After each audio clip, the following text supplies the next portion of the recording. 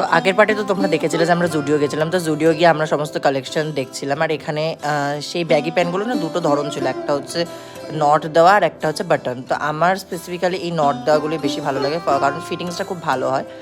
But button দেওয়াগুলো fittings ভালো হয়, but আমার স্পেসিফিক্যালি এটা খুব ভালো লাগে। তো এখান থেকে এগুলো দেখার পর দেন আমরা কিছু শার্ট দেখলাম, যেগুলোর প্রাইস ছিল 499। আর আরেকটা ধরনের কিছু শার্ট দেখলাম, মেবি ওগুলো পোলো শার্ট, যেগুলো ছিল হচ্ছে 399-এর প্রাইসে। তো ওগুলো দেখে মোটামুটি দেন আমরা জুডিওর সেলের মিনি ব্লগ শেষ করলাম। তো এগুলো হচ্ছে 499-এর এই প্যান্টগুলো। তো এগুলো মোটামুটি আমার ভালো লেগেছে, অ্যাভারেজ।